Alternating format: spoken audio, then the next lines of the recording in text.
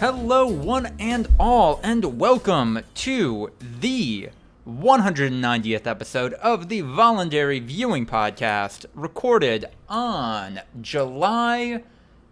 What is it? Is it the 17th? It is the 17th. 2022. And the man who knows what the date is, master of time, Andrew Clark. I am the time guy. Time man. Wow. Can't wait for that Marvel movie to come out, because they're running out of ideas. Time guy. The guy with the time. They've done multiverse of madness. They can do multi-time of madness. Yeah. Is time guy, is his superpower like traveling through time, stopping time, or just like being really good at multitasking? Or just being like aware of what time it is. No, he's got a really good At all internal times. clock. Yeah. He always knows the exact time. The extreme version of me. I have a very... Help me, time attuned- guy! I broke my leg and I'm going into cardiac arrest and this guy stole my purse. It is 7:13 p.m. Which, if he puts a pin in that, that's good information to give the EMTs when they show up. That is valuable in this circumstance. Not superhuman valuable, but, you know. So if you could get it down to the second, that would definitely actually have a lot of values, I imagine, around the world. Time guy is just who we keep around for the podcast so that we know when to clap sync.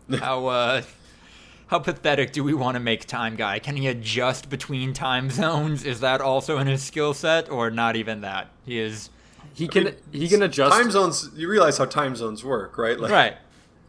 It's not like 45 minutes ahead in Topeka. Like it's the same time around the world, just adjust the hours. All I'm saying, if you pick... That's a superpower you could have, Lucas. Like, you could learn what time it is in every time of the world if you know where it is in one spot. All I'm saying, like, if we ask Time Guy, hey, Time Guy, what time is it in Greenwich Mean Time? Does he still like that, or does he have to do the math? You could do well, that. you just will have to know, okay, that's 8 hours ahead from where we, Right. this time zone. Like, that's it. Literally, you study that for, like, a day or two, and you would be able to do that superpower. So I don't know how it's possible. Unless he's just the biggest dumbass on planet Earth. Time guy is just very quick at telling you like what time zone you're in and like what time it is in that time zone. But when he crosses the international date line, he gets super fucked. I think he treats it as though he did travel through time. Oh. Like he does pretend like, oh wow, it's the future. Like this is crazy. I don't even understand. I'm so disoriented. Oh my god. And they're like, all right, cool it, time guy. It's no big deal. But I don't know. I've always had a very good internal clock. Like if I'm out in the woods and I haven't looked at a clock for a long time, I can usually get it within 5-10 minutes. Yeah. So I don't know. And that man with a pretty good internal clock is also a bouldering birthday boy, Ryan Holtz. A triple B. Yeah. You know? You gotta look out. That's a triple threat. Yeah, sure, it's my birthday. And yeah, sure, I'm a boy. But what if I were to boulder? Andrew, have you ever been to a bouldering gym? No. I've climbed a rock wall before, but that's it. It's pretty much that, but with less comfortable shoes. Yeah, y'all were really not liking I did not care. I was a half size too small. I'll admit that. I got mine a half size too small. That was tight. But then you said it was too big. No, mine were too small. You said your new ones... No, I know, but then after, when you got your new ones, you said that those were too big. No, that was my girlfriend, Maria. She had to switch them back. Yeah. Okay. The brand changed in the half size up for hers, and that was just a house of cards. Everything came apart there. Yeah. I don't know. They were supposed to be tight. They said that. Your toes were supposed to curl. They weren't supposed to be comfortable, like as you just like hang out. Mine were too tight. I have a bruise on my right big toenail now, and I hope I don't lose it, because that's a phobia of mine ever since I lost one. I've lost nails. It's not bad. I don't like it. It's wrong. There's lots of things lots of people don't like. I don't like thinking about the meat under there. Ugh. It's skin. There's skin under it. Weird skin. It's gross skin. No, it's not. It's not weird skin. It's the exact same. The skin is literally identical. I've touched it. It's unsettling. Like, yeah, for like the first day, you're like, oh yeah, that's unsettling. But then it's like, yeah, no, it's just skin. There's no point that it should even exist, really. No. That sounds fun. Sounds fun. Who's that nail? Yeah. No, it's a good time. There's a lot of kombucha. Yeah. They have women's sanitary products in the men's bathroom because they're super Progressive. Yeah. trans forward. Yeah, just like whatever. You don't give a shit. Use whatever bathroom you feel comfortable with. They were selling Sweet. Pride merch in July. It's wild. That's where I draw the line. That's fucked. They didn't. Yeah, that's some degenerate behavior. I did love... They didn't immediately on July 1st at 12:01 a.m. take down every reference to Pride. Yeah, I loved that shit, seeing July 1st and like corporations on or June 29th, and it was like Tinkerbell flying around with rainbows everywhere, and there's like July 1st, and she brings out like a vacuum cleaner and sucks up all the rainbow. Yeah. I always liked all the companies where they would find a branch of the company, their social media account, like I think it was like Bethesda, Saudi Arabia or something. And they'd find countries, like the branch of that company that, yeah, would mysteriously not be celebrating Pride Month. So. And then last but not least, I am Lucas the writer. Unlike that bouldering gym, I acknowledge Pride Month is over. We are now in Wrath Month. I am wrathful Lucas. Yeah, that's the energy I'm channeling. I think it's Gluttony Month. Oh. Yeah, I was gonna go with gluttony. Also, is wrath one of the sins? Like, Yes. Yeah, I think so. is it? Pride, gluttony, wrath, slothfulness, greed.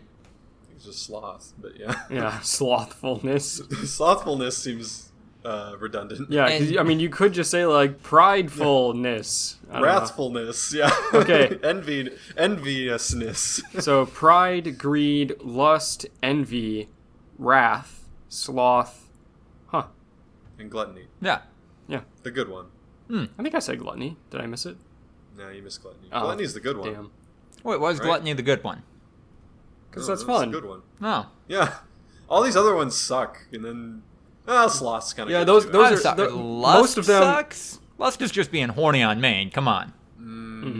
I don't think that's the idea of lust. Yeah, I don't think the idea of lust is you just have like normal Sexual romantic feelings urges, towards yeah. someone. I think it's when you go overboard. You're going after them. Yeah, most of these are just like, hey, these are bad qualities to have. We're going to attach religious significance to them. And then gluttony is just like, yeah, enjoying yourself. Eating. Yeah.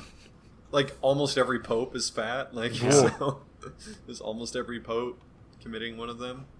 When the pope sits in his little pope mobile that looks like the bubble in the game of Trouble.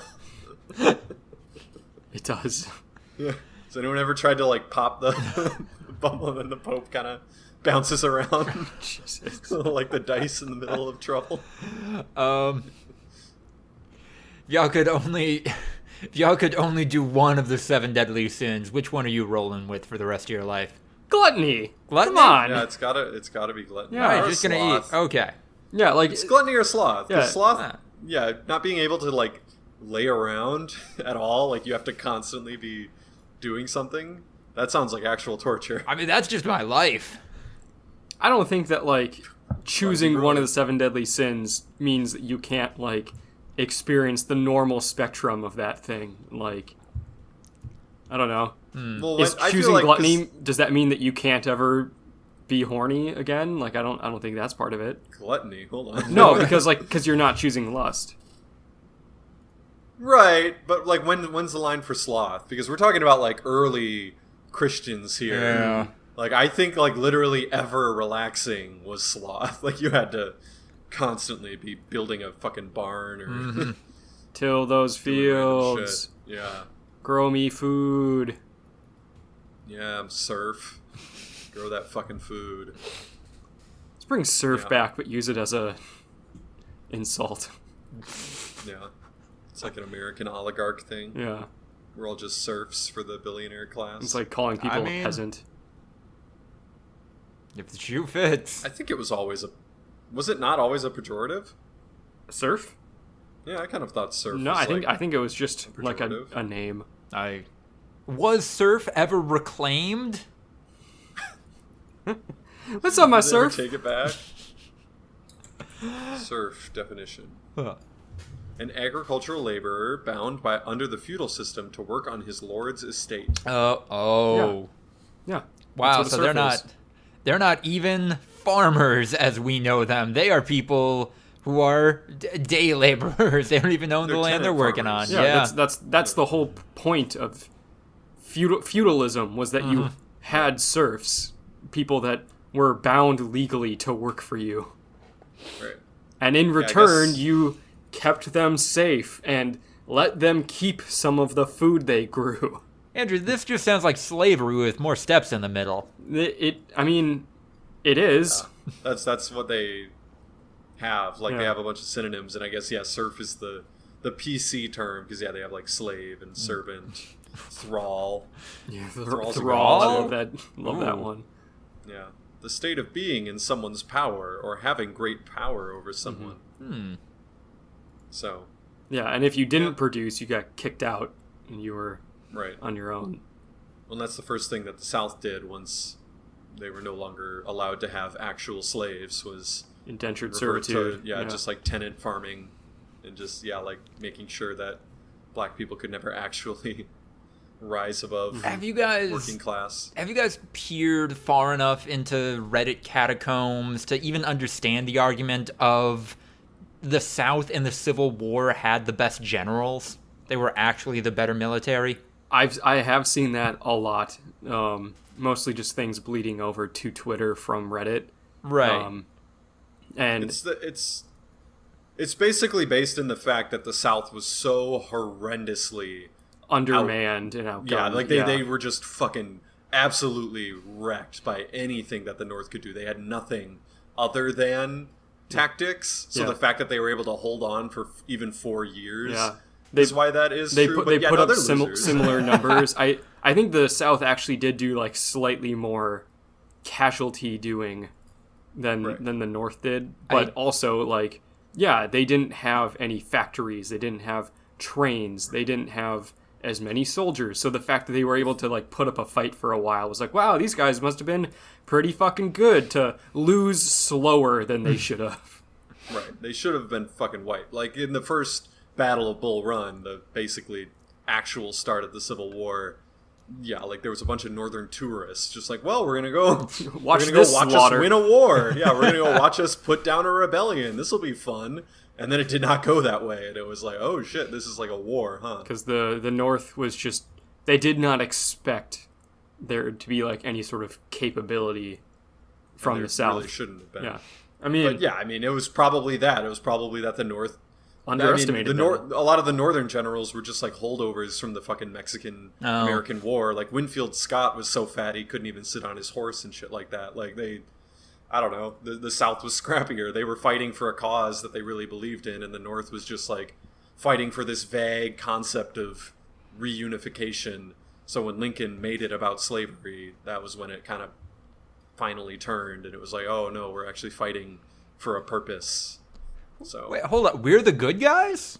Oh, okay. Yeah. Let's do this. All right. That's way better than what I thought was going on. this shit's lit. Oh, we can do anything in the name of being the good guys. we can march to the sea. Oh, all right. War crimes? What are those? Let's free those slaves. Guys, like, I know we've been under discussing it, but slavery, pretty fucked up. You do anything short of that, we're still Yeah. positive utils. Yeah. Let's go. Got a net positive. net positive in the eyes of history. Look, man, so it doesn't did I matter. burn down a couple of large populated cities and pillage and rape along the way? Sure. I didn't take any of them as slaves. I don't think I took any of them alive at all. Did northern border states continue to practice slavery like throughout the end of the Civil War because we didn't want them to secede either? Yeah, but I mean, in a broader context, it brought an end to the practice, so they're the good guys, right? Yeah. No, I mean, yeah, it's like the mythos. And then, yeah, of course, Southerners need something to latch on to, so it's like continued by every single War of Northern Aggression social studies teacher in the South. And, you got yourself a mythology of like Robert E. Lee was a god tier general and not just like He was pretty good. a good general. Yeah, not just like a normal good general. The second that Ulysses S. Grant came on, who was also just a normal good general, guess what happened? It went about the way that you would think it would go, like when it was kind of evened out. Look, Robert E. Lee, good general. Don't even fucking put him on the same tier as Rommel. That's my boy Rommel. That's my boy Erwin fucking Rommel. I would like to take a couple of steps back because it sounds a little bit like we are, sympathizing with the South, and I would like to say, no, we're not. You said, the North were just kind of fighting for this whole idea of reunification, and the South had something they believed in. Right. What was it that they believed in? I'm saying, like, yeah, that's why they were doing so well. And in the beginning, it was fought entirely in Southern territory, so they had home field advantage, literally. So, yeah, they had a lot going for them. Then they went to Gettysburg. Then things went badly. And that was pretty much... And then, yeah, they cut them off from their supply lines by capturing the entirety of the Mississippi and the Gulf of Mexico. And they, like... It's funny, because that was the Northern plan in the very beginning, was just like, oh, we'll circle them. Like, they don't really have a navy, so we'll just own the Gulf of Mexico, own the Mississippi River, own, like, the entire Great Lakes Erie Canal region, and we just make a circle around them, and there's nothing that they can possibly do. And then, things went poorly. Like, it went a lot worse than they thought they would. And then, like, 3 years later, some other dude was like, all right, here's my plan. We get into the Gulf of Mexico, we can take that over, then we run up the Mississippi River and take that over. We do exactly what we tried to do, but this time we make it work. Yeah, right. It's like World War II, how Germany did the exact same fucking thing they did in World War I. And they were like, oh, this shit still works? Oh. Line them up again! Yeah. Let's fucking run it back, baby. Boy, actually, when you put it in the context of the North's strategy was to do a siege on a quarter on a region, of a country, a large country like the U.S. 4 or 5 years for that war, pretty expedited in the grand scheme of things. Yeah, because they were fucking a bunch of redneck losers. Like, the general population that wasn't in the plantation class elite was just fucking uneducated farmers, man. The North had fucking actual, like, middle class jobs and shit, and factories, and so much capability, and fucking money. Like, yeah, it was just never gonna go their way as long as the North cared. Like, because it was the same concept as, like, the Revolutionary War, but the United States in the Revolutionary War had the ability to go, like, well, Great Britain might have end up just being like, it's not worth it, and leave. Like, that's all we have to do is just make them give up. Whereas the North was never really going to give up in the Civil War, so yeah, they would let DC fall if that's what it meant. Like, Lincoln talked about it regularly, retreating to, like, Baltimore and then New York City and Philadelphia, like, just basically moving the capital to keep the Union government in line and never surrendering. What if we just take the capital and push it somewhere north? Hey, War of 1812. Hey! The British literally burned down the White House. You didn't... Guess what? We're still the same government that was there in 1812. So, it's doable. That's what the dude in Sri Lanka did, right? Yeah! Oh my god, let's talk about... Yeah! That's... He just, like, wrote an email. Just like, alright, you guys win. I'm out. Your palace now. I don't care anymore. I never cared even.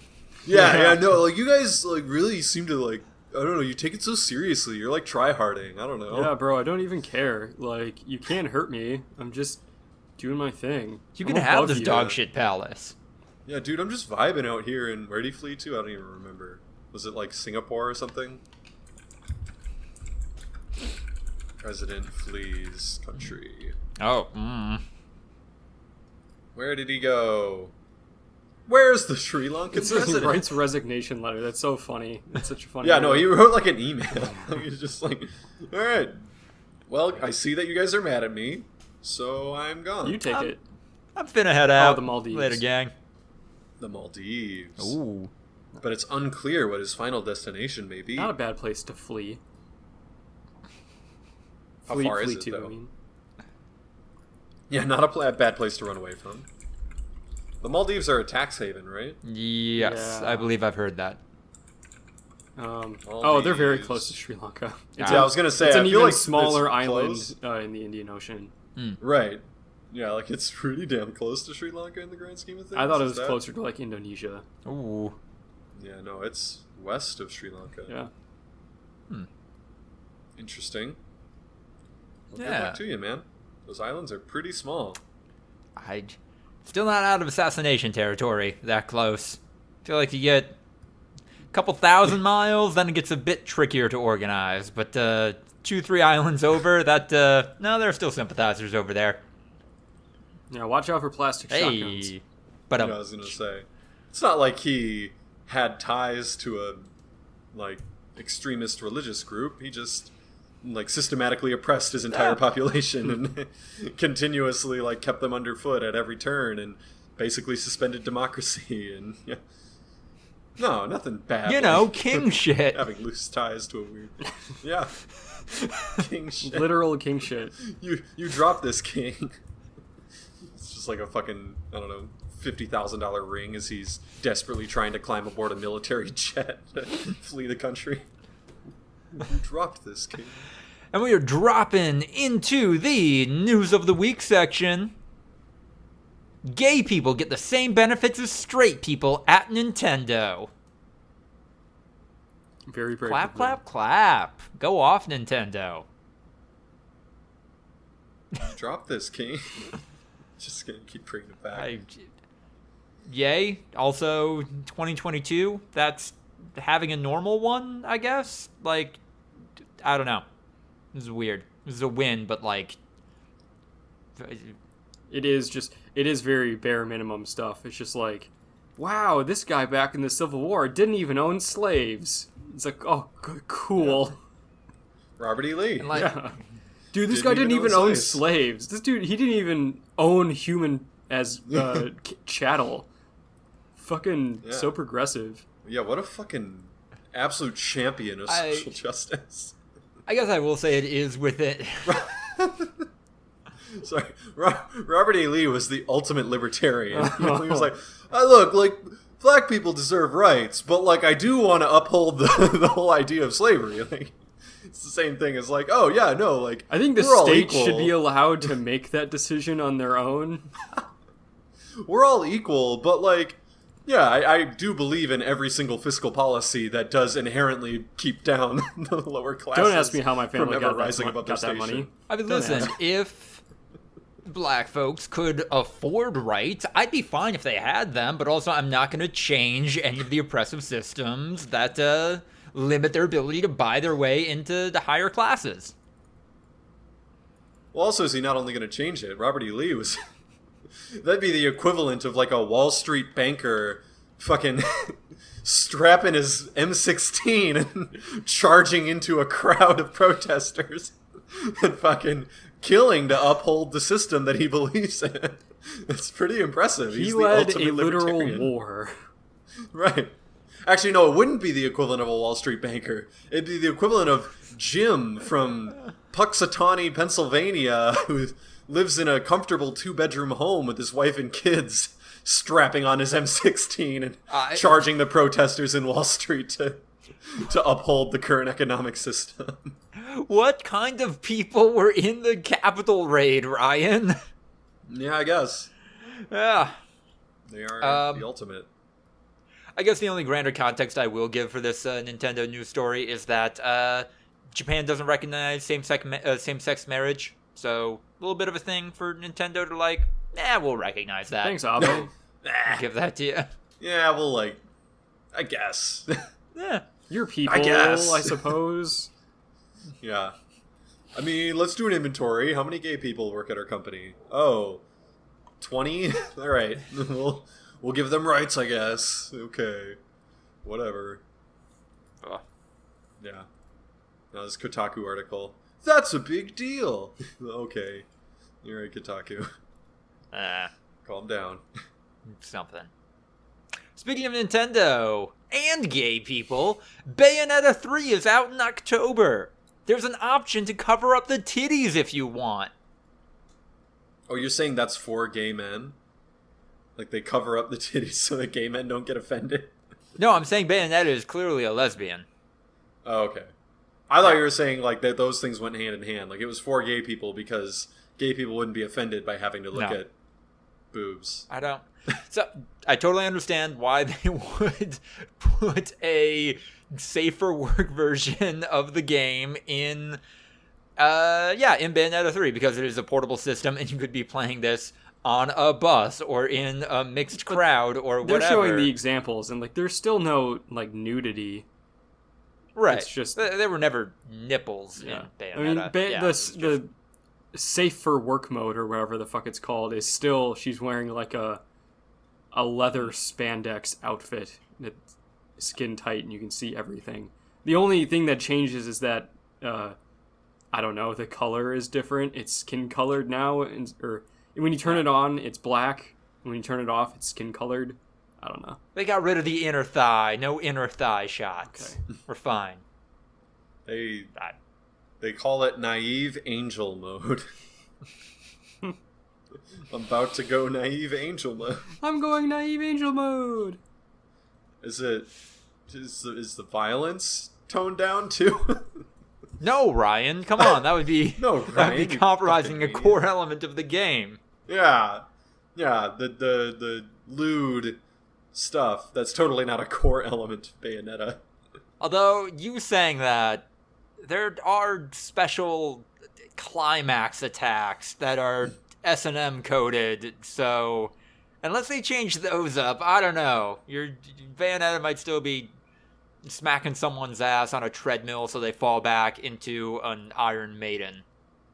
Yeah. Although maybe it doesn't matter. The broader point I was going to make is that anyone playing Bayonetta in public at all is cool with other people knowing they're into this shit. I don't think... Well, yeah, no, I don't think anyone's actually going to use this, but it's cool they added it for the stray people I can't think of. Is it maybe for streamers? I mean, that's the only thing that I can think of that really makes sense, is that this game is like maybe lewd enough where, you know, like some people on Twitch might get in trouble, and like using this mode keeps their stream more secure. I don't know. I feel like any game with a broad release isn't gonna be struck by anything. Like Twitch in particular would have to, like, you know, be cool with it. Yeah. Just because like they claim to cater to gamers, so a game that just had a broad release, they probably shouldn't be issuing takedowns because of the content in this broad release game. Well, I know that there's a thing where a lot of games are releasing with like stream safe modes that turn off like the music because streamers will get copyright claims and stuff like that. So maybe there are still exceptions. I don't know. The music, is just, the music's copyrighted. Music can be copyrighted, titties cannot. Titties are for everyone. Yeah. They're in the common domain. They're like Dracula. Boy, Disney fought hard to keep that one under lock and key, but nope, they couldn't quite lobby hard enough. They kept Mickey Mouse. We got titties. I'm fine with it. Winnie the Pooh's gonna have some fucking... Winnie the Pooh's gonna be an absolute milk truck when he comes back. Jesus. Have y'all seen the Winnie the Pooh Blood and Honey? Yeah, I mean, like, I haven't seen the actual trailer, but I've seen the promotion. I don't think there's a trailer. I think it was just a teaser. It's so dumb. Yeah, I don't know. but I also, think it's great. yes, come on, Matt, let's do it. Yeah. This is- This is what should have happened with all the Disney shit, yeah. but they keep artificially inflating it. Yeah, it's great. New chapters of Scoob and Shag are coming out again, and Rolf showed up. Who's Just a Rolf? fucking from Ed, and Eddie. Oh, that's right. Yeah. God, I hated that show. Oh, Yeah, no, Ed and you Eddie dare is garbage disrespect too. the son of a shepherd? Yeah, that line's kind of funny, but Okay. still, Ed, Ed and Eddie as a that show show's garbage. is a show that has, half a dozen really funny moments in it, and then everything else is trash. Like the types of kids who watched Ed, Ed and Eddie religiously, I pray for their soul. Like that, I can't imagine that they Turned Came out up. well. came up decent. Ryan, I am on the call. You did not watch it. You were not an Ed, Ed and Eddie kid. I knew I Ed, think Ed I've and Eddie seen kids. every episode of Ed, Ed, and Eddie, but okay, fair. Oh boy. All right, maybe you are. Jesus Christ. Well. Yes. Andrew, how did you not? You were in his life at this point. How Yeah, did you no, not I guide told him towards how I the felt light? about the show. I told him how bad I thought Right. it was. What was I gonna do? Like hide out in his Break into bushes his on house and Saturday turn it off, mornings and yeah. wait for him to turn on the cartoons and then throw a brick through his window? Did you ever have a friend who had the exact same TV as you, and you would bring your remote over to their house and then change it while they weren't? No. they'd be so What? confused. Yeah, I did that shit. It was great. Holy shit! I didn't even. Yeah. I thought it was synced better than that. But you could just take your. Oh my god. Back in the day, man, you just needed the same TV, and it would be Oh, I love sometimes it. even the same brand, and it would work if you just pointed it at the receiver. So yeah, I would just be like slyly, or my next door neighbor was the one who had it, so I like. If I was sneaking past his house, I could just go through the window and change it. That is incredible. Holy That is shit. really Yeah. funny. No, it was some peak gaslighting. I love that. But yeah, no, if I saw Luke Lavely watching Ed, Ed and Eddie, I definitely would have changed the channel and been like, yo, bro. Not cool. Can't do it.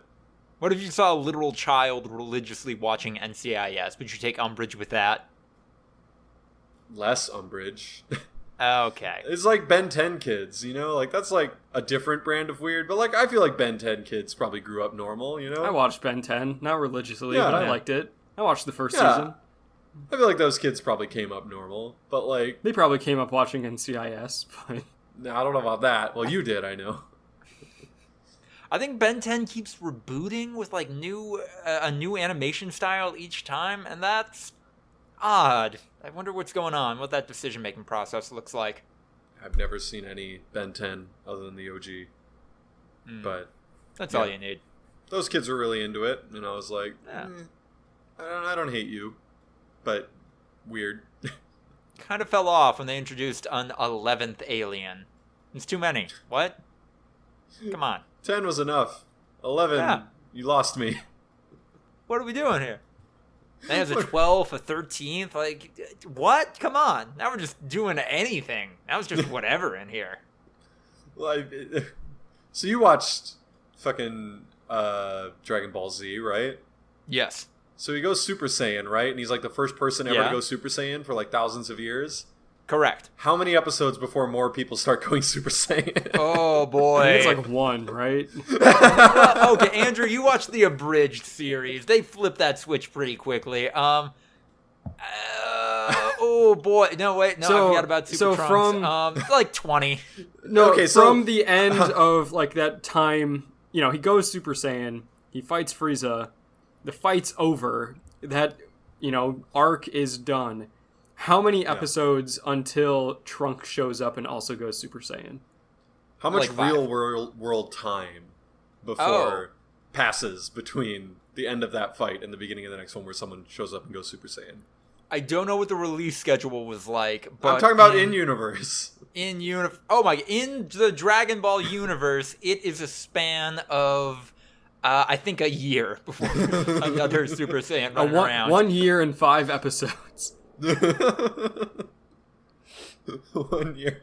It's been thousands of years. All of a sudden, that's like the Batman paradox of like the oh, Batman's a menace. Look, he's the one causing all these supervillains to exist, because if Batman's good, it becomes an arms race where the villains get better and stronger, and it's a problem because the cops can't take care of the villains anymore. I don't know. That's fair. Maybe that's why. Do you guys have any news? This was kind of a light one from my perspective. Yeah, I didn't have shit. No. Nothing, TV or film. I did a brief glance. It's fair. I don't know.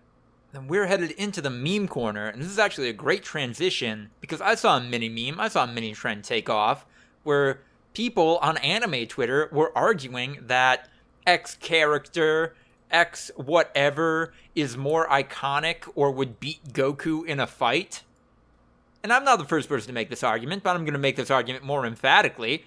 If they could, why aren't they the measuring stick? Why is it always Goku? Why, for 20 years, has it always been, so-and-so could beat Goku in a fight? No. If somebody could beat Goku in a fight, then it would be whatever new character could beat not Goku in a fight. He's still the yardstick. He's still the bar. You know what? Not a lot of characters meeting him. Right. Okay. I was angry about that. I saw some in like what's it called? In the Lord of the Rings memes world that had George R. R. Martin saying that Jaime Lannister could beat Aragorn in a sword fight. Wait, what? And it was like, I don't think George R. R. Martin's ever read Lord of the Rings. Aragorn is like at least a quarter god. Yeah, he's like infused with the power of magic and shit. Yeah, like, he's like 90% of an elf in terms of power, which is just literally like around a third of a god. Like just basically Jaime Lannister, perfect. he's like John Wick with a sword. Aragorn he's is a magic. good sword fighter. Jaime Lannister, not canonically the best sword fighter in Game of Thrones. No. Like, And there are at least 2 or 3 people known as better than Jaime Lannister.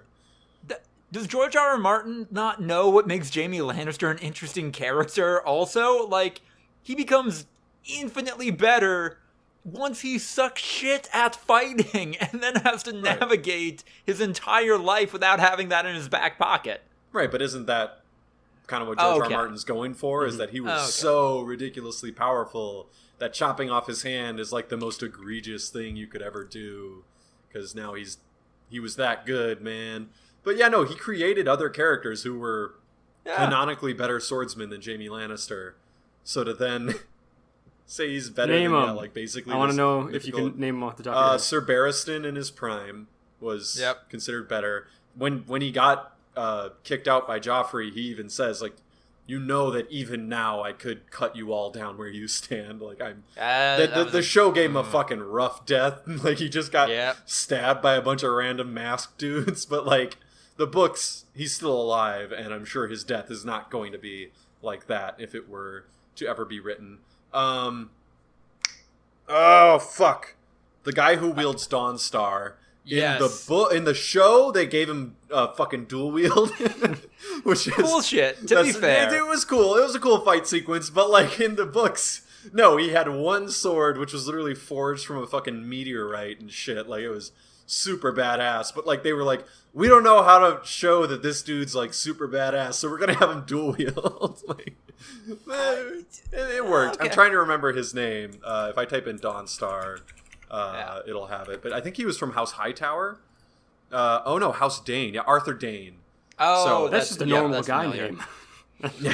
That's a regular person name. Dawn, the ancestral sword of House Dane, Sword of the Morning. Yeah. So Arthur Dane and Barristan, Sir Barristan, are kind of basically canonically confirmed to be better than Jaime Lannister. But could Arthur Dane beat Goku?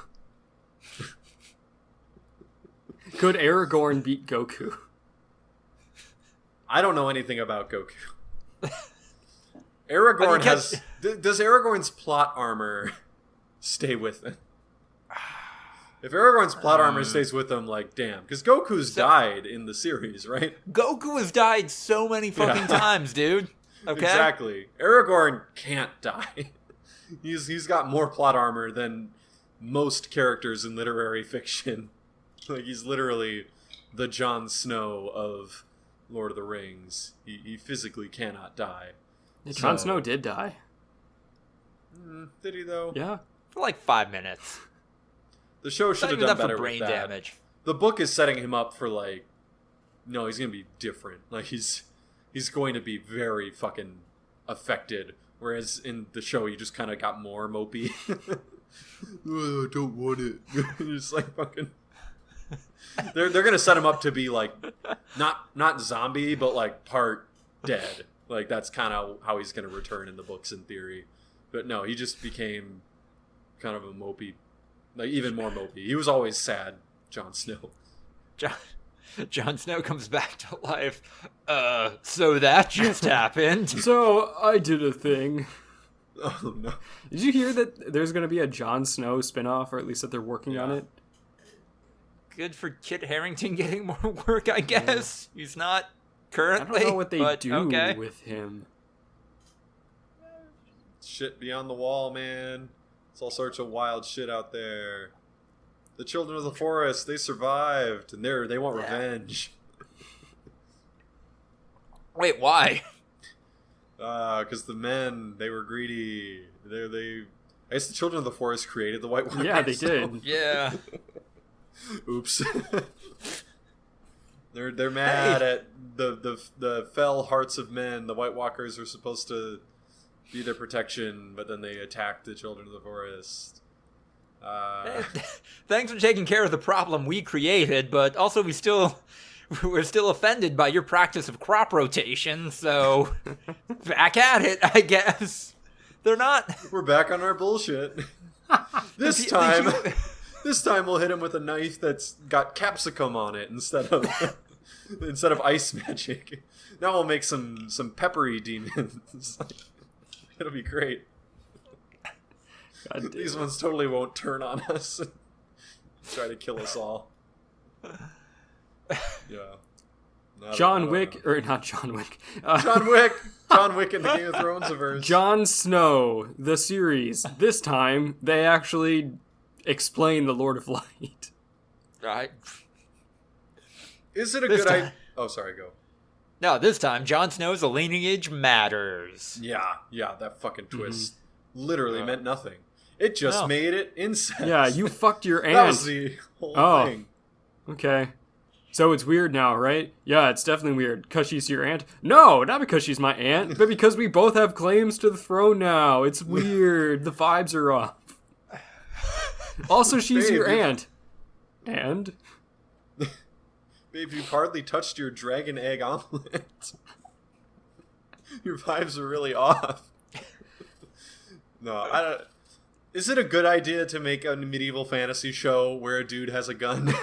I've always wanted this.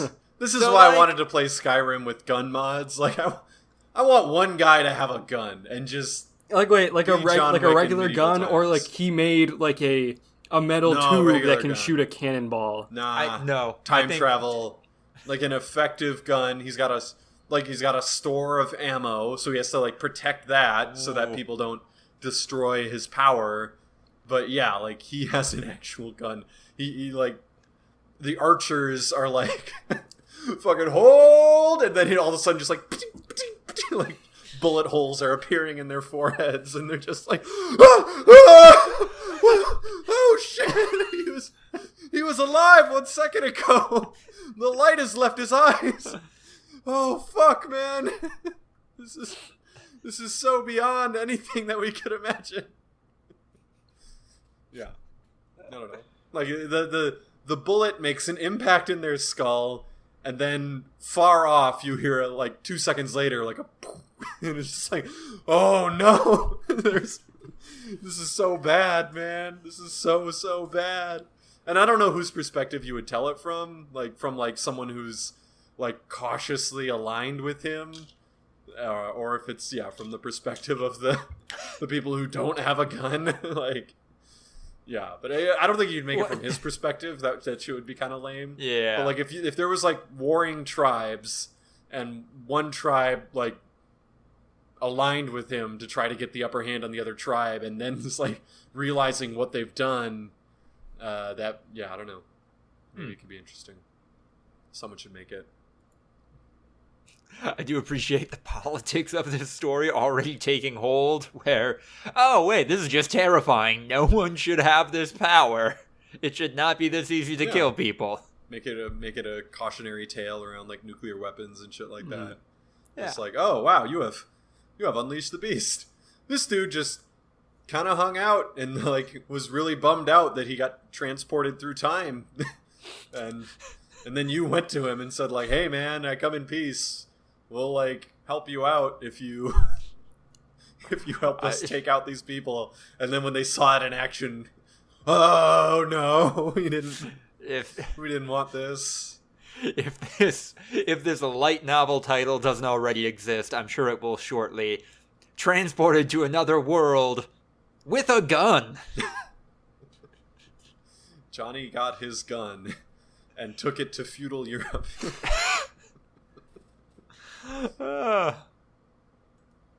And then the only other thing I saw on the internet of note recently is there was a story that went mini viral about how a dude showed up to a job interview wearing an ahegao hoodie, like a customer service, food service level gig, and then one of the one of the people actually working there ratted on him and was like, no, don't hire that dude. He showed up wearing a porn shirt. And then people trying to figure out if that was a cool thing to do or not. And my only 2 cents on it is it kind of narc behavior? Yeah.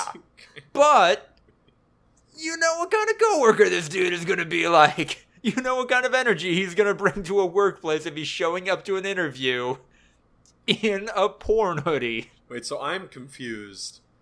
Like, the interviewer reported it up the chain, saying, like, no, he came in a porn hoodie? Or, like, what happened? A person showed up asking for a job in a porn hoodie. Right. And then one of the people who was working there, like, not a hiring manager, not, like, anyone in a position of power, just somebody who was working there, told them, no, don't hire that man. That was not interview appropriate attire. So the bosses didn't see him wearing couldn't realize that was a hentai, or did they just not see him wearing it? I don't know. Right, if he took it off before the interview, then yeah, fuck this guy.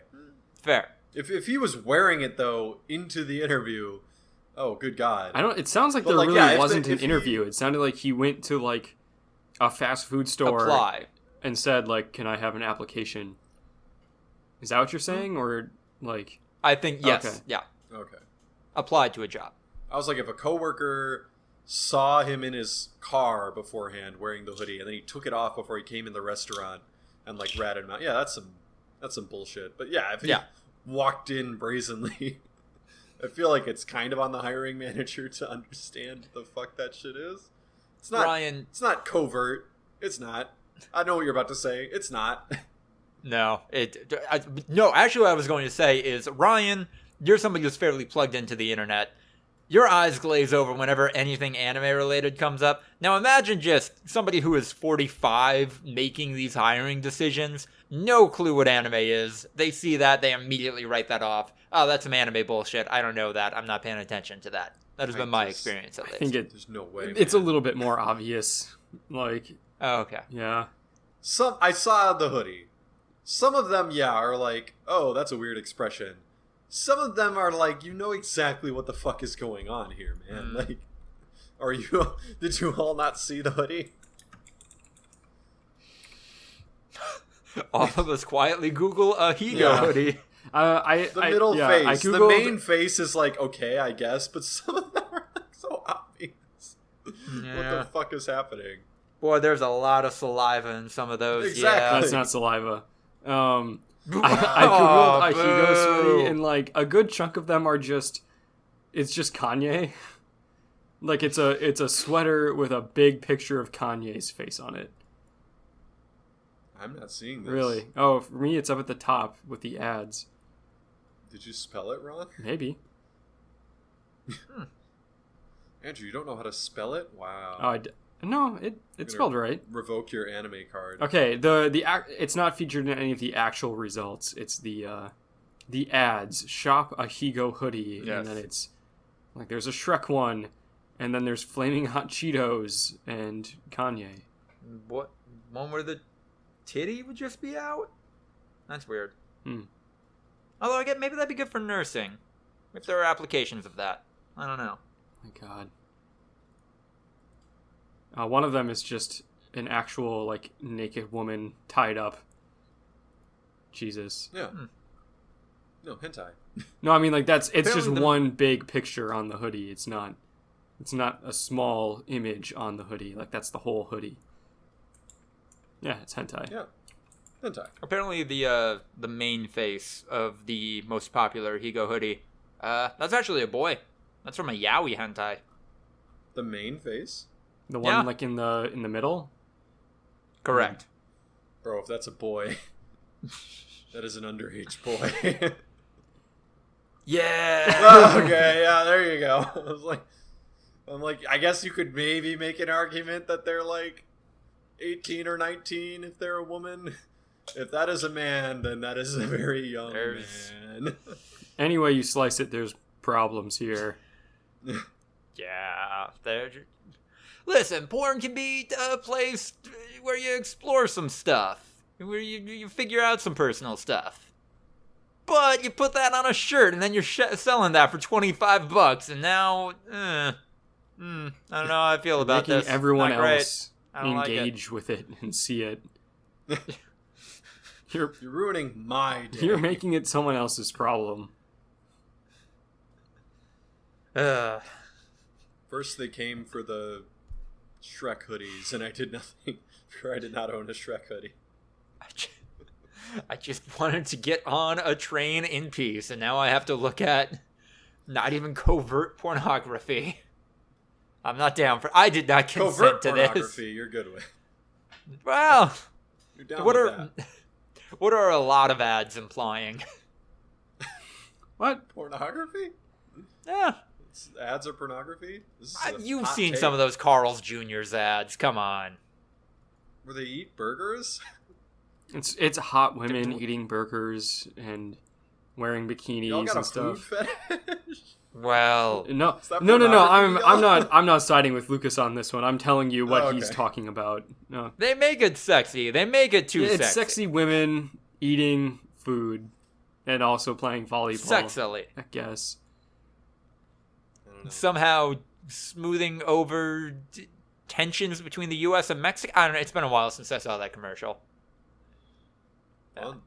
Is it like Yeah. Kylie or Kendall Jenner style? You mean A-Tray style? Kind of. Given the Definitely a proper precursor vaccine. to that. Yeah, Hmm. that's fun. Tensions between the U.S. and Mexico.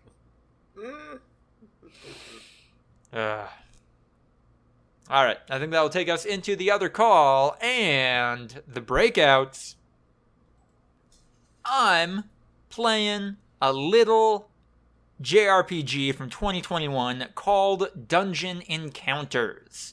I would not recommend this game to anyone who does not have my exact brain chemistry, but for me, pretty great time. It is as bare bones and stripped down an experience as a RPG dungeon crawler can be, and that is perfect for me. Love these mechanics, love wandering through a dungeon, the little loop that goes off every time I touch a square and it fills up and the game acknowledges that I'm making progress, that I am literally checking off boxes. It's a good time. And it does have fun with classic RPG mechanics. Like, I got into a fight with a little mouse thief guy, and then, like, just as I was about to kill him, he did an attack, and then a prompt came up that said, "Oh, mouse just stole $500,000 from you." And I'm like, oh shit, that's gonna be a problem in the late game, but this is early game. I only had like 10,000 gold on me. I should be fine. And then I pull up my menu after that encounter, and I have negative $490,000 in my bank account. That mouse took out a loan in my name, and now I have to pay it off. And that's very fun, and I am enjoying this game very much. I don't think it should be $30. I think $20 would be more fair, but no, exactly what I need right now. Sir Cat is just Totoro. Yeah, Okay. but a cat. I think Totoro's a cat, kind of, right? Oh, yeah. Wait, can Sir Cat turn into a bus? Well, Totoro didn't turn into the bus. The cat bus Oh, was different. that's right. But That's isn't true. Totoro kind of cat? Totoro is more like an owl. Totoro can't fly. Oh. Yeah, Totoro hangs out on the ground and sleeps. Let's see. I never saw Totoro. Totoro kind of a raccoon? Raccoon might be. Raccoons are kind of catty, right? Yeah, they're more mischievous cats, and cats are already pretty... Yeah, cats are already... They're cats with hands. They're saying it's a chinchilla? That's not accurate. I don't know. What kind of animal is Totoro? Spirit of the forest. Species lovable on the animal. on the wiki page. Totoro, Japanese name, and then the characters species Totoro. It says That's Totoro fair. is a word for troll. Oh. Chibi Totoro is the little one. Chibi Totoro... I'm not saying what... And then Chu Totoro is the middle one. And then Totoro is... Sometimes King Totoro is the big one. But they're not saying what he is. Chibi Totoro is bird-like. But they're not birds. Oh. Yeah, I don't know. It's kind of catty. Yeah. Raccoony. Y'all ever seen the video of the raccoon stealing the dog food? Yeah. Yes. And how it's like scooping it up in Yeah. its little hands and then it like runs away with it. Dude. Like a literal robber. Like, raccoons can be cute sometimes, but most of the time they scare the shit out of me, and not because they're Yeah. just trash animals, it's because they have human hands, and they do human hand things. Yeah. They use them as human hands. The video of the fast food worker going to the dumpster, and then it's just filled with raccoons, and he family. has to drop in basically a ladder for them to get out. Yeah. I enjoy that. I enjoy that very much. When I was in high school, my friend lived way out in the boonies, and they had like outdoor dogs, you know, that would like run. They had like a dog run and shit like that, you know. Mm-hmm. And they kept the dog food in like a big trash can, but it was all sealed up. It was like locked. It was everything like that. Somehow the raccoons one day got in, and I fucking will remember that to the end of my days. Yeah, like 4 raccoons, fucking coming out of that thing like a bat out of hell. Like they are flying. I must have been terrified, but holy shit, like that was actually like that got my heart going unlike anything since probably. They're not small, and to have them do they're that, just big enough where They're like tiny your bears with instinct human is hands. a little bit of a threat. yeah. Yeah. Yeah, no, if the 4 of them were backed into a corner, like you'd get injured. So, Andrew, Westworld is decent again. Yeah, so if we would have done this podcast last week, I mean, we did do the podcast last week, but we didn't get around to talking about Westworld. At which point I had just seen the first, I think, 2 episodes of the show. I would have said, yeah, like Westworld is just whatever now. The most recent episode I liked. They're finally starting to like tie things together. And like that, after I saw the pilot, or not the pilot, the first episode of this season, I texted Ryan and I said, it wasn't bad, but it kind of seems like it's starting its own story again. Like each season has been fairly self-contained, and I'm just always waiting for it to like matter, for things that happened in the other seasons to matter, and they never do. And they finally are, and it's like, oh, that's good. I enjoy that. But also, it does bother me that it took 3.5 seasons for the show's plot to start making sense. Like each each individual season's plot makes sense as like a contained narrative, but with the other seasons also happening before and after it, it doesn't make sense. Now things are kind of starting to make sense, like the plot is coming together, which is good, but again, it shouldn't take this long. Andrew, can I ask you a question about Westworld, and you give a completely spoiler-filled answer? Is there a version of the Man in Black running around who's a robot? Is that a thing? Okay. Cool. But there's also a human version of him also, who was Nick Poyle, right? At one point? He was Mick Poyle, and then he was Ed Harris. Right. Yeah. Ed Harris's character, you guys are both cool with spoilers, I'm guessing. Yeah, okay. At the end of season 3, at the end of season 2. Doesn't Ed Harris? Yeah, die? At the end of season 2, he's killed by his daughter. Yeah. No, he doesn't. He kills his daughter. Or he kills his daughter. He kills his daughter because he's completely losing his mind. Boring. He doesn't know who's a robot, who's not. Kills his daughter, and then, heals himself up, and his thing is like, okay, I killed my daughter because of the robots. I should go kill all the robots. And he, walks into a robot factory. He's like, I'm here to kill the robots. And they immediately just incapacitate him and slit his throat. And they're like, yeah, no, you're not going to do that. We are going to take over the world and all that shit. And so you kind of think that he just is dead and has been replaced with a robot. And in this season, they have him in cryo state and unlock him every once in a while just to tell him how much they fucking hate him and lock him back up. The robot? Yeah. What? No, the robot's one of them. The robot should be chill. No, the real life Ed Harris, the Man in Black, the real version of Ed Harris, not the Man in Black. Yeah. Ed Harris, the actor. Ed Harris. The robots have locked. He just up looks Ed a lot Harris, like the Man in Black. No, so the human version of him, they have him locked up in cryo freeze, and the robot version of him is walking around pretending to be him, and using his fortune and power to set things in motion. And then every once in a while, they let the Man in Black, the human version of him, out of his frozen state and be like, fuck you, asshole. We're going to destroy the world, and it's your fault. And then put him back in the freezer. Their choice to incapacitate him was to slit his throat. That's it doesn't the most make efficient any way to incapacitate someone so that you can lock them in cold storage or whatever the fuck.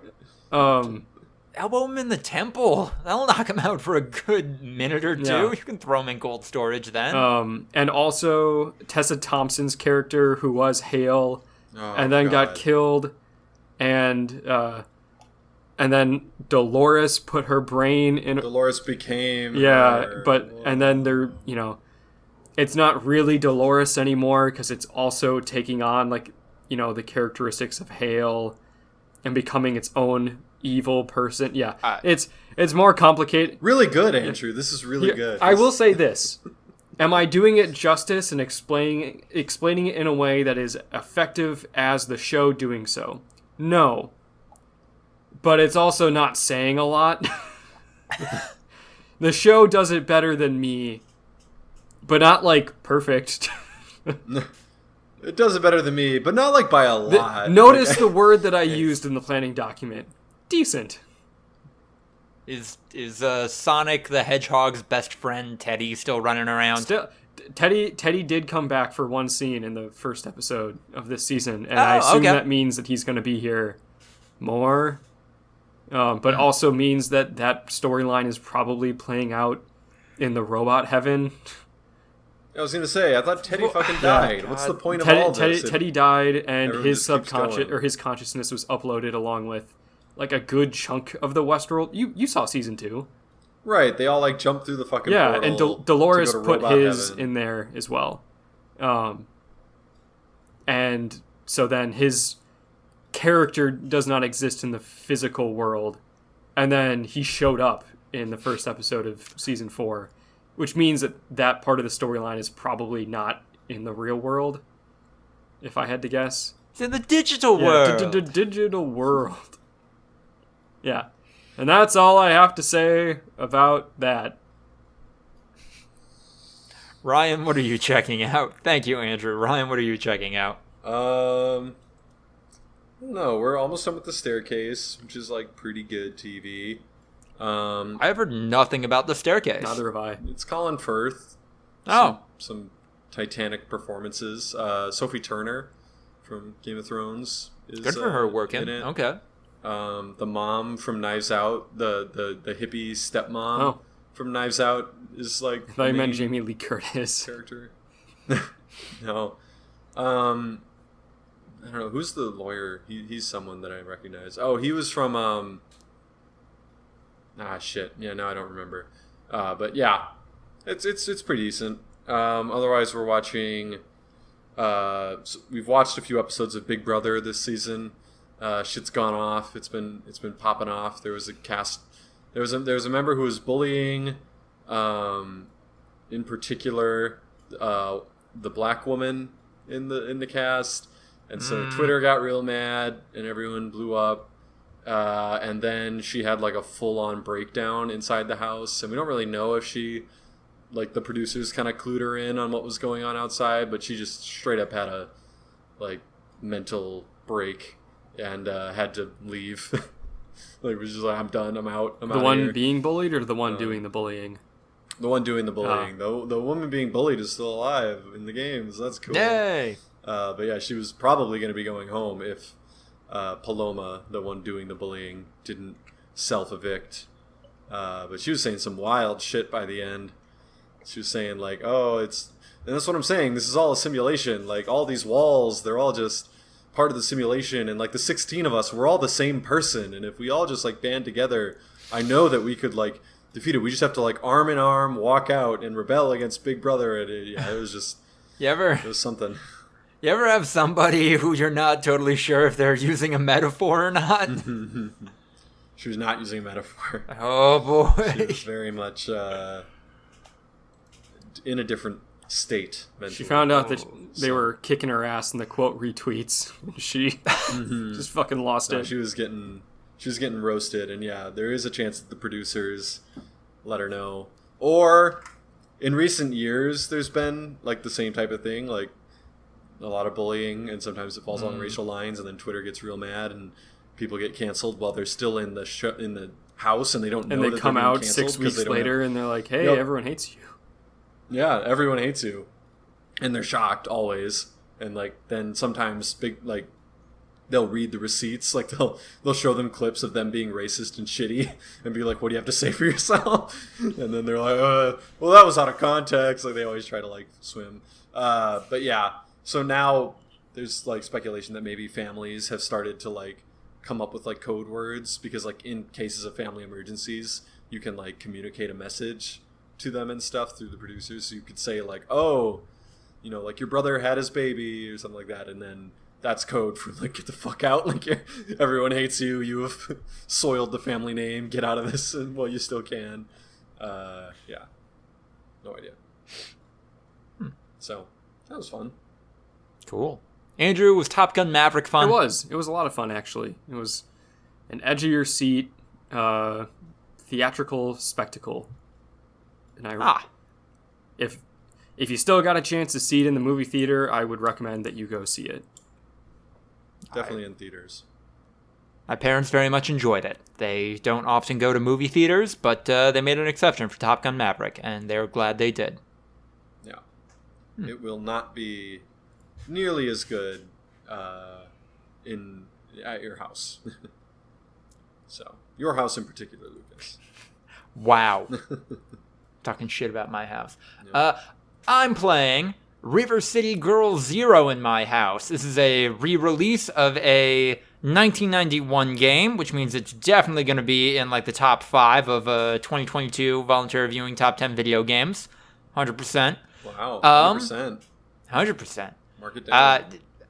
It's not, actually. It's kind of mid. It's and also weird. 30 years old. Yeah. I don't know. It's a fun novelty. I had some Nintendo points that were about to expire, so I bought this, and they don't This is such an old game that it's very apparent they weren't quite sure how to make sprites of women move. So the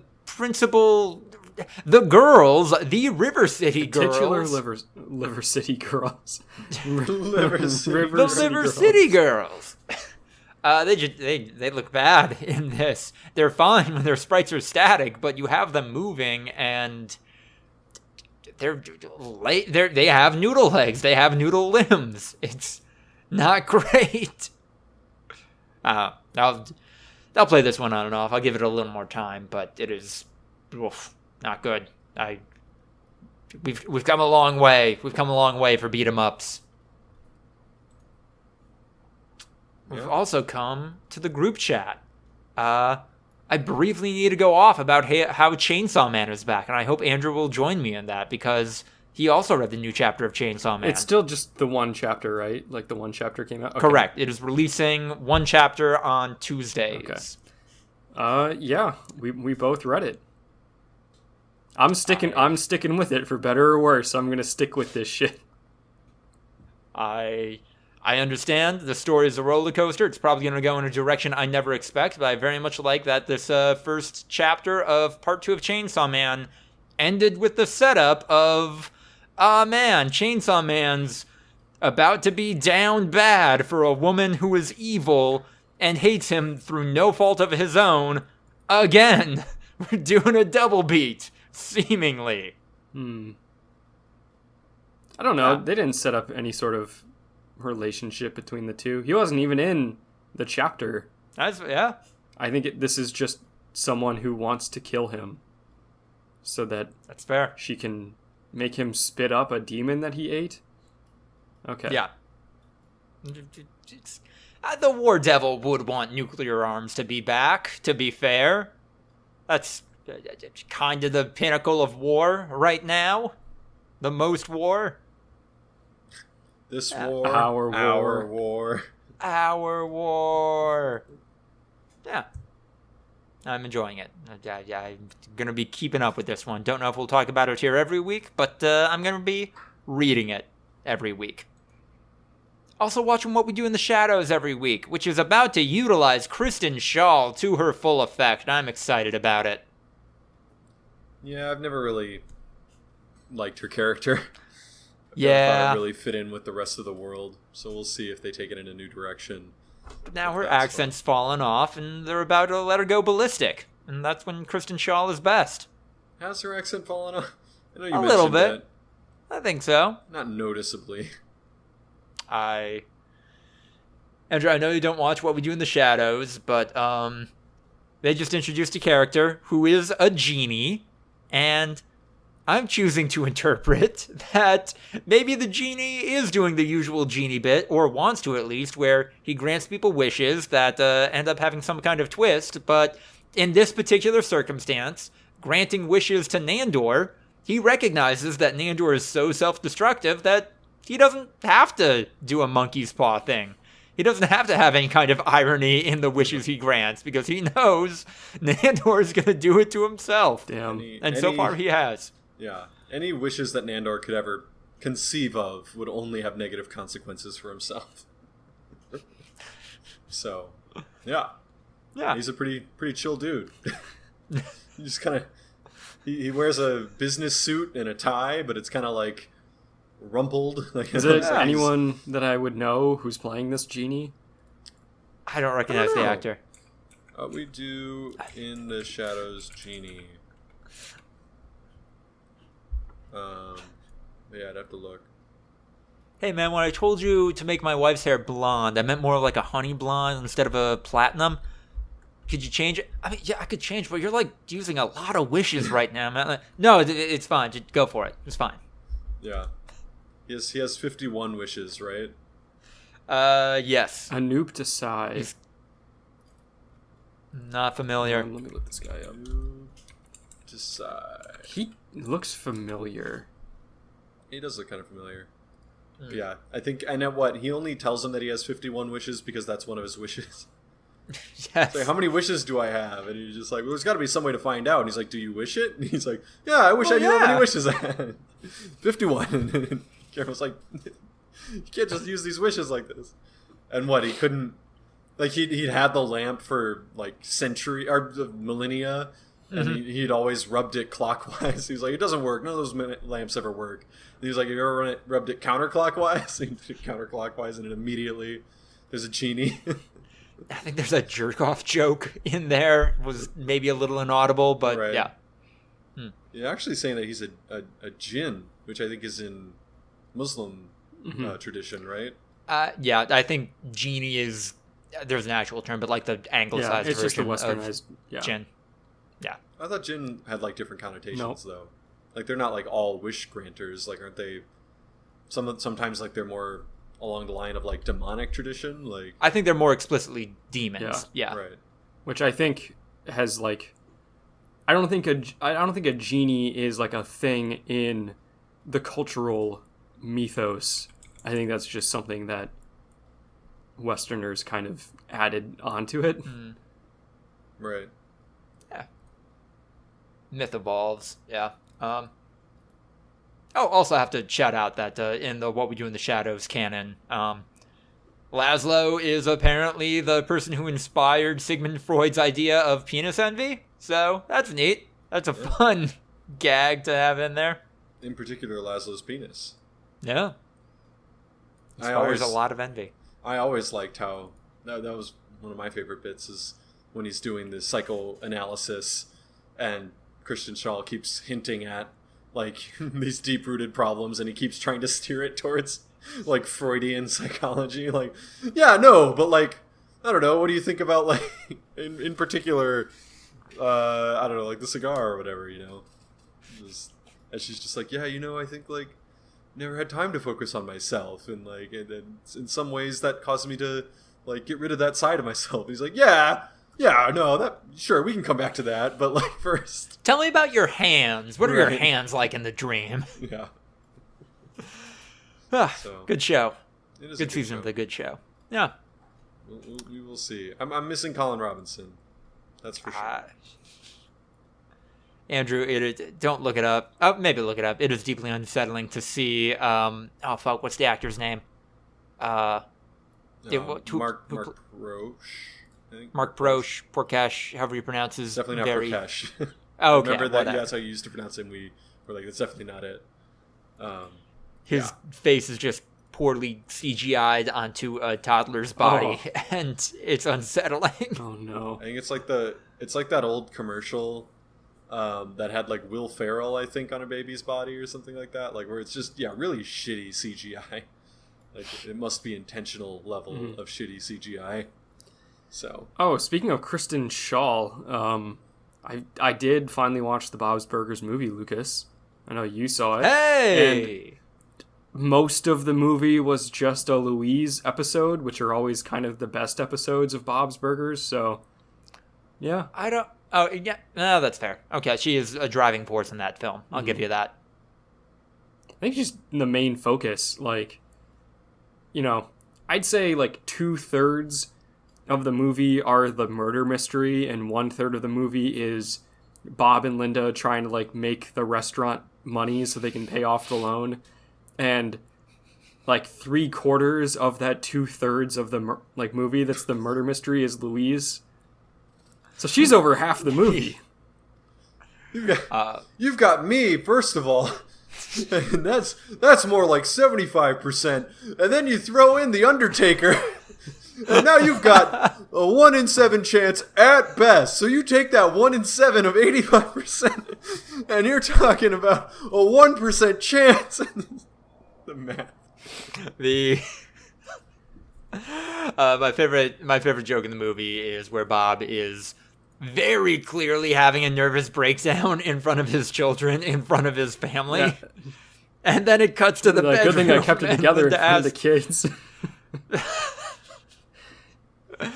No, good movie. Really good music. Yeah, it was. I know Bob's Burgers pretty musically inclined show, but a lot of the best songs are in the movie, out of the pantheon. It was weird hearing someone do their very best at a Bill Hader impression. Yeah.